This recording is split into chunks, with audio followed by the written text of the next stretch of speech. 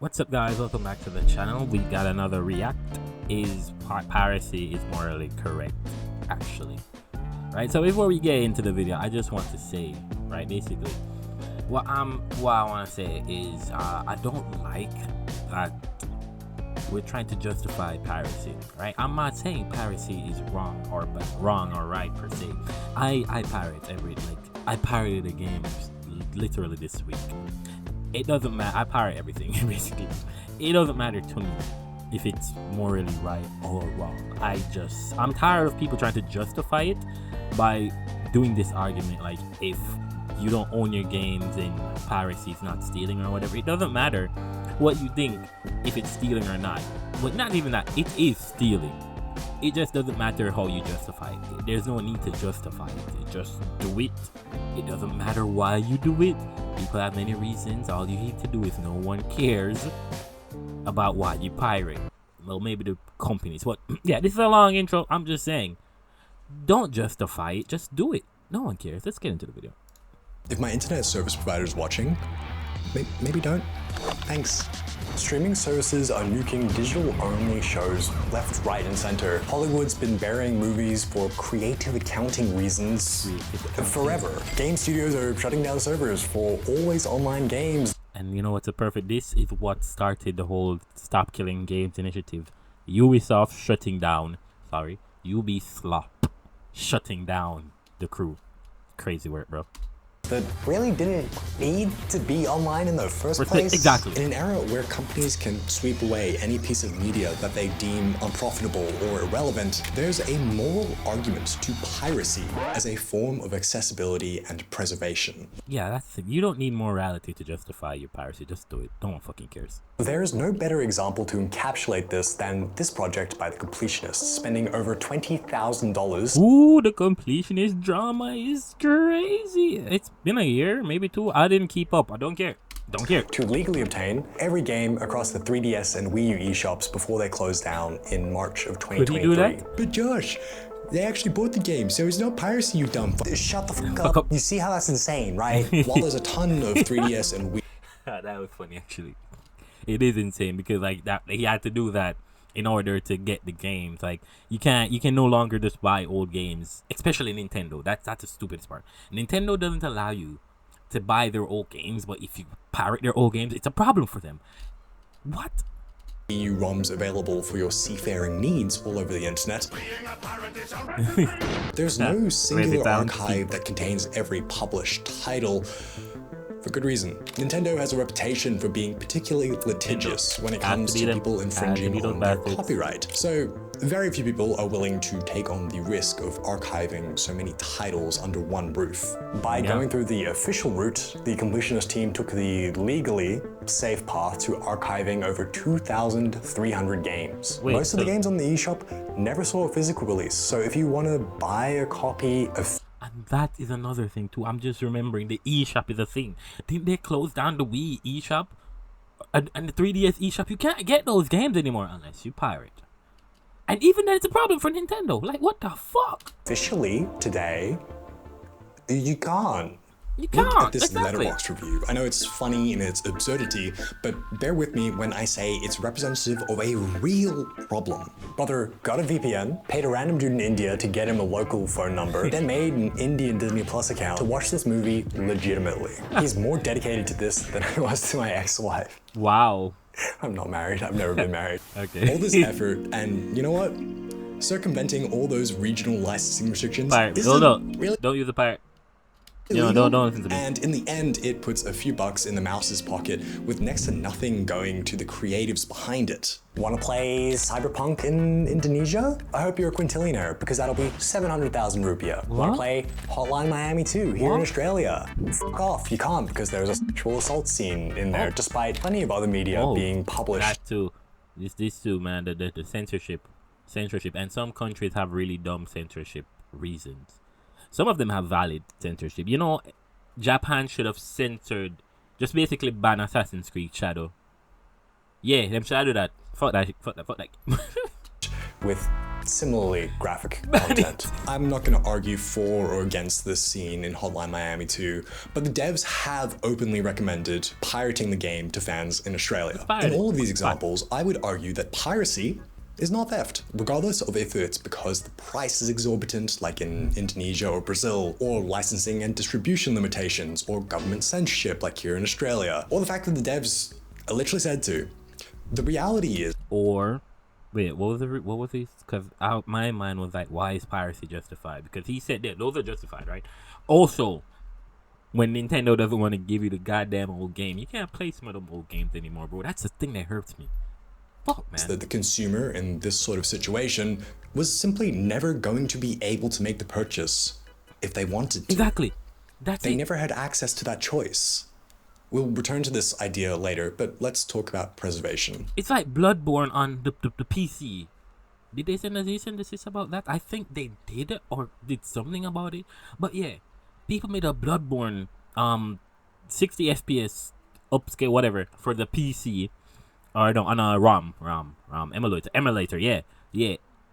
But Sony's refusing.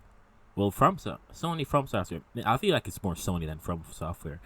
Are refusing to give us a Bloodborne remake, but we got like what 4 Horizon Zero Dawns, 5 Last of Us. Well, maybe not 5, but still, you get what I'm saying. We keep getting the stupid remakes that no one wants. We want Bloodborne. Now we have this multiplayer thing that's on the Switch too. I don't remember the name. It looks cool too. That's a fucking thing. I want to play it. Historical archives in the post-industrial age are a tricky task. I mean, archival work has always been difficult, but there's specific issues when it comes to working with media published on tape, discs, and cartridges. With tape-based media like audio cassettes and VHS, the actual content is stored in a magnetized coating that's on a plastic tape. Who remembers VHSs, by the way? I remember VHS, like you need to rewind those things with your hand or maybe a pencil. And like, yeah, or you put it into the thing and then have it reversed and then like the B sides and the A sides. Who remembers VHS and like cassette tapes? To read the media off the tape, you do some funky math and magic with magnets and get an audio-visual signal out. Fucking magnets! How do they work? But that repeated exposure to magnetic fields deteriorates the magnetic film that contains my favorite episode of Around the Twists, and we can't have that. Also, it's the ice cream slavery one, if you want to know. I've never watched that. I'm glad I never watched that. Tape and never actually play it. 2 issues with that. 1, good luck finding an unopened VHS tape even just a few years after publication, let alone decades down the line. And 2, they'll deteriorate regardless. The magnetic film can oxidize when exposed to moisture. Even in controlled environments, the plastic tape itself is at risk of decaying. That's why it's important to transfer such media to a less volatile medium, like DVDs. Or the cloud. Is that an DVDs and Blu-rays are vulnerable to disc rot, so they have a similar real-world lifespan to VHS tapes. Okay, let's copy them over to a hard drive. That's what I'm saying, the cloud. Hard drives have an even shorter lifespan. Okay. Let's say the cloud. The cloud? Flash storage? No. Solid state?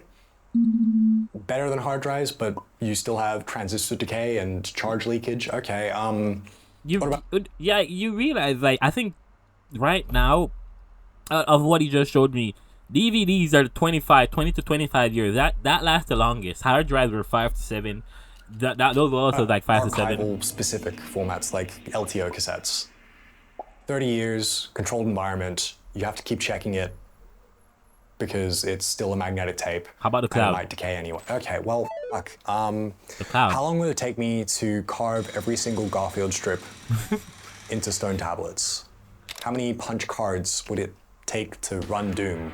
The best option we have so far are reels of film that typically last 50 to 70 years, but still require a pretty controlled environment to be stored in. Now, what if I told you that all that chatter about storage formats doesn't actually fucking matter? Yeah. Because it doesn't. Copy Avengers Endgame to a VHS tape, nobody's gonna stop you, not even Disney, just the passage of time. Yeah.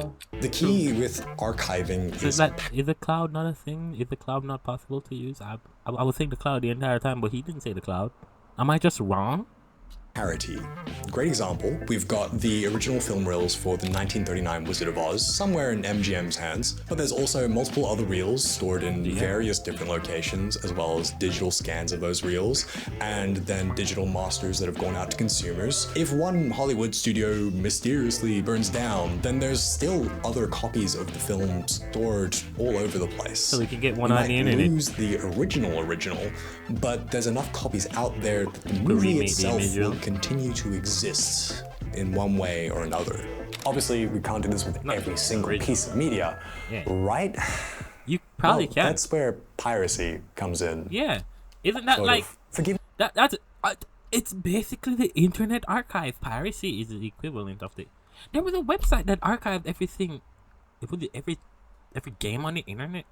Every game was, and then like they made up some ban. I don't remember exactly. Like a pie-in-the-sky crypto bro, but we have to decentralize all of our archiving if anything is going to last. Yeah. For those of you unfamiliar, piracy websites aren't using their servers to store that copy of Joker 2 Electric Boogaloo that you've got downloading in the background right now.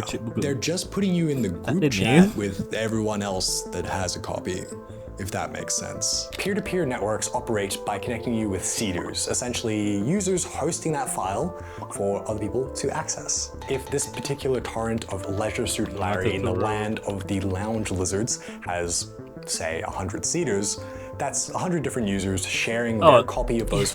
I was literally in my mind, I was like, there's an actual game by that name, and I remembered like, no, he could have just edited it in. Like, files for anyone to access. An actual fucking game with the Leisure Suit Larry. This is the 18+ game. That's why I don't know it. It's parody across 100 devices, even after the original floppy disks have decayed far too much to be readable. Despite the very idyllic concept of a communal torrenting archive system, there's some obvious flaws. If nobody wants a copy of my super awesome Star Wars fan film, I'm the only one hosting it. And if I'm the only one hosting it, and Kim Jong-un nukes Australia, for example, or my hard drive dies, whichever comes first, then that's the end of the story, it's gone. Relying on the enthusiasm of strangers on the internet to offer up some storage space for the greater good of preservation is a hard sell, especially when you start getting into the copyright shenanigans that come with redistributing materials you don't own. The Internet Archive is a non-profit that offers an extensive collection of works, including... This is what I was thinking about this. The Internet Archive. This is what they want to get rid of. If not, they already made a law saying basically it's illegal now to do it or against copyright. So this site would now basically... 44 million pieces of literature and 800 billion web pages. 212 petabytes of information across 4 data centers. And then it was DDoSed so hard, the site was offline for a month and it was unclear if we would ever get access again to the largest archive ever created. A modern burning of Alexandria, if you will. Except we put out the flames and the books were all fine, so not really that similar. Yeah, I know. Anyway, a big chunk of what's stored on the Internet Archive isn't available anywhere else, and there's a heavy reliance on the community's interest in archiving media. Be it some random Tumblr post or an old news article that's since been taken down, the Wayback Machine relies on users voluntarily archiving web pages while they're still online. Other organizations... I really like this video because when you think of piracy, when I think of piracy, I mainly just think of games. Like, I never really think about like the websites, like movies, yeah, I think about, but like never really the websites and like the archives, the books. I really just think about games because like, what else would you pirate for? Like the Video Game History Foundation are in a similar boat in terms of relying on community enthusiasm around preservation. But publishers aren't always on board with the idea of the greater good. During the pandemic, when most physical libraries were shuttered, the Internet Archive launched the National Emergency Library Program, stirred by academics, students, and librarians requesting help to access resources that were now out of reach because libraries were shut everywhere. The NEL temporarily altered the way that the Internet Archive lends out digital books. Their traditional policy is much like an actual library, with only one user being able to borrow a book or a scan of a book at any given... What? No, you got... What? Isn't it just a PDF? What? I mean, maybe just for some order, but still, what? Time. Under the NEL... What if they just, like, create a copy of it and then give them This restriction was lifted to help fulfill the demand of all the students and academics stuck at home, meaning that any number of users could get a copy of the book at the same time. Publishers immediately called this piracy and got together to collectively sue the Internet Archive. Oh, that's why they did it one by one.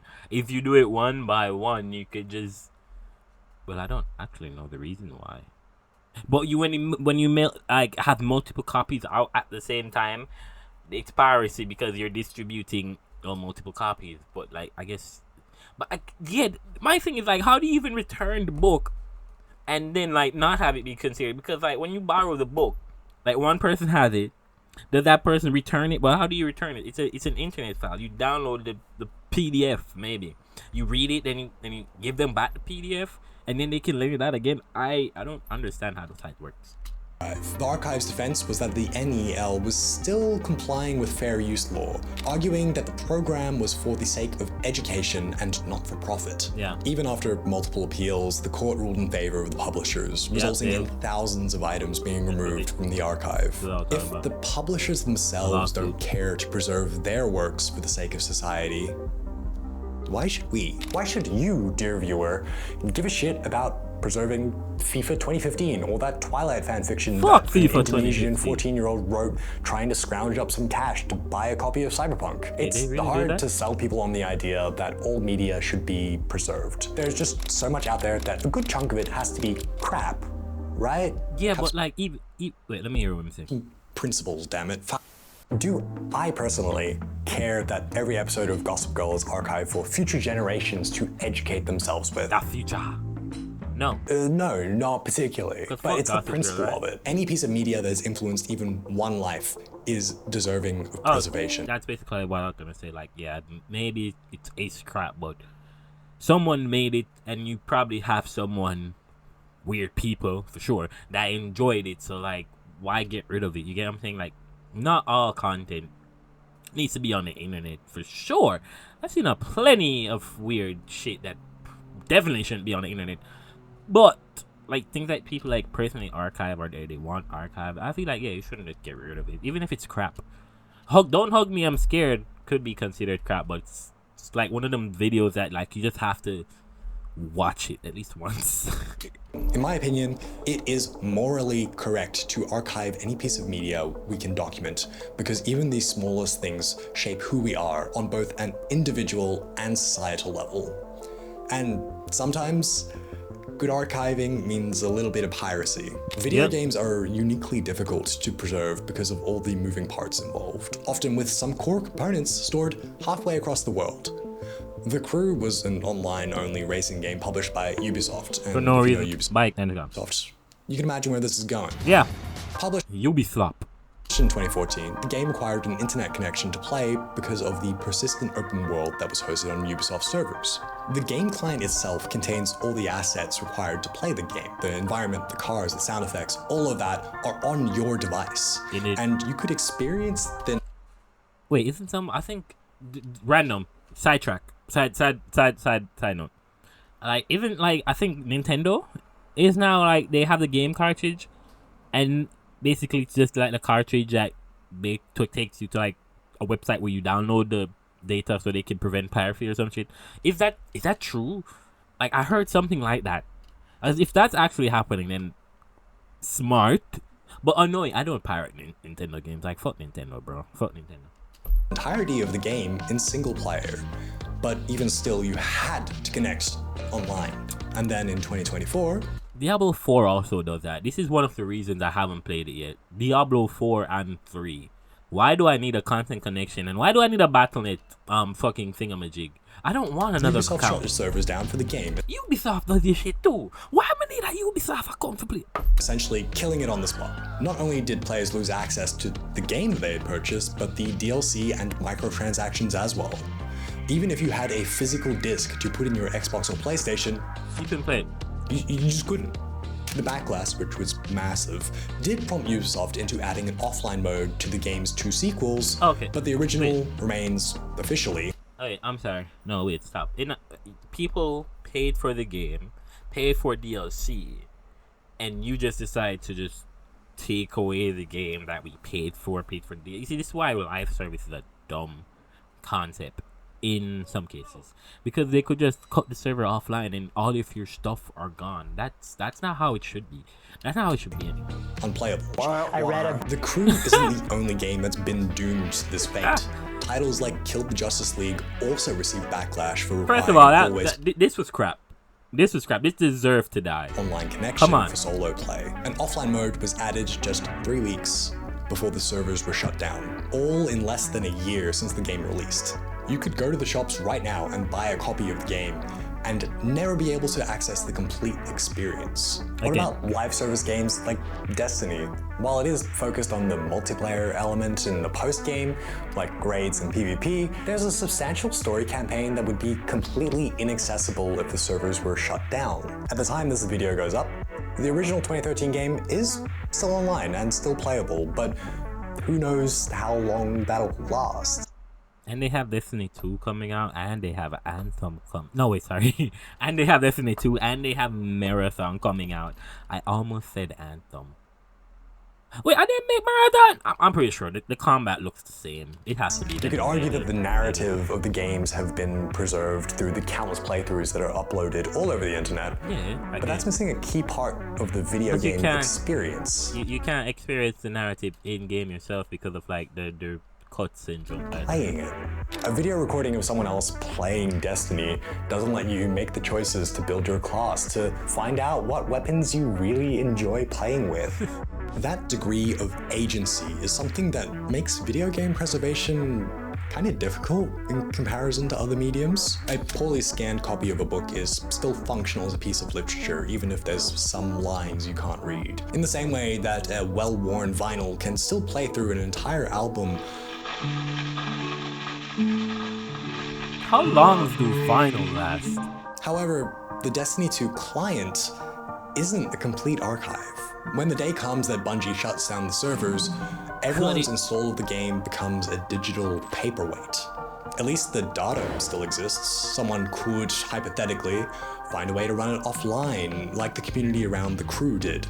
Players have been running third-party World of Warcraft servers for ages, despite the fact that it's very much copyright infringement and Blizzard's not cool about it. But that's stupid. Anyway, there are. But man, I was thinking about that too, like the fact that the players, granted, no, the fact that the players have to be the ones to basically like run the game again offline when they decide to shut it down.